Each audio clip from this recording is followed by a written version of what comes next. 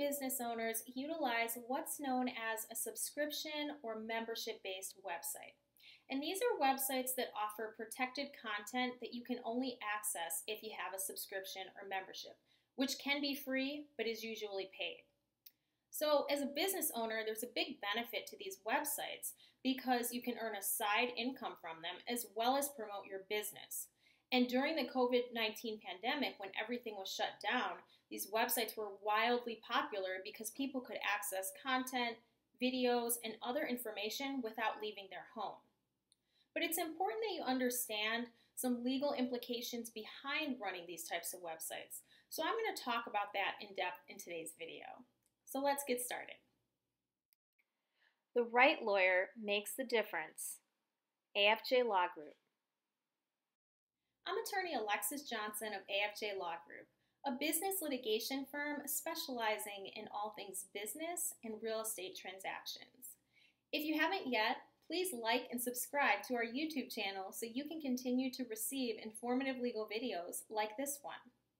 Today we're talking all about subscription or membership-based websites, and I'm going to discuss the pros and cons of running one, as well as some other legal implications that you should understand, whether or not you already have one going, or if you're considering starting one.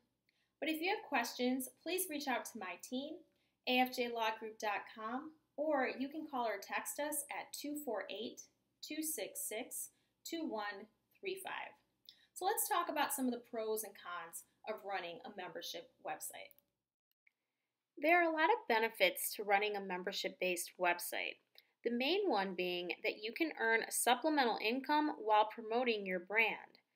Membership-based websites are also good at forming communities, so you tend to have a loyal customer base that you can build relationships with, which makes the customers more likely to buy from you. Finally, membership-based websites are great marketing tools because they build your reputation as an expert in your area. On the flip side, there are some drawbacks to membership-based websites. First, let's talk about the most obvious. You'll lose some of your following. This is because some people don't want to have to give you personal information or pay to access your content.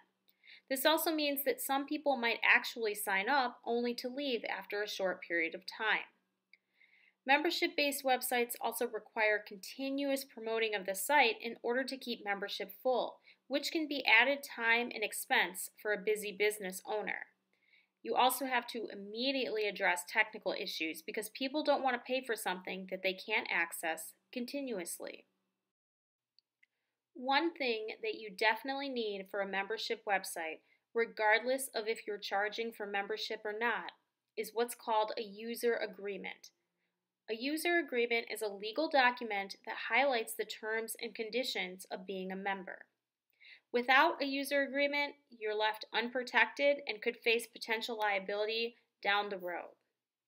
So what are some terms and conditions that should be in your user agreement? First, member information. You need to obtain contact information so that you can track your members. But it's important to consider what information you actually need, because you don't want to scare away potential members by asking for an abundance of information, especially if it's not necessary. Next, your user agreement should cover what services members can receive as part of their membership, as well as any general rules for the membership that there may be, such as if there's an online forum, you may include certain rules about language or what types of posts are appropriate.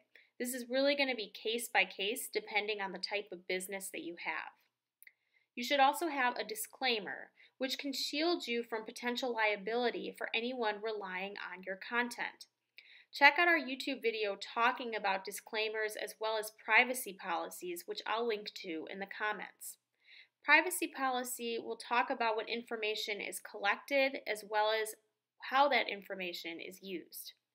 Finally, you need to have specific provisions about how payment can be made as well as refunds and how members can cancel their membership. It's also important that you have a provision regarding licensing to protect your content so that you can assert ownership over your website and the products or services that are offered to your members, and informing them that they only have a limited license to them and that you own all of the content.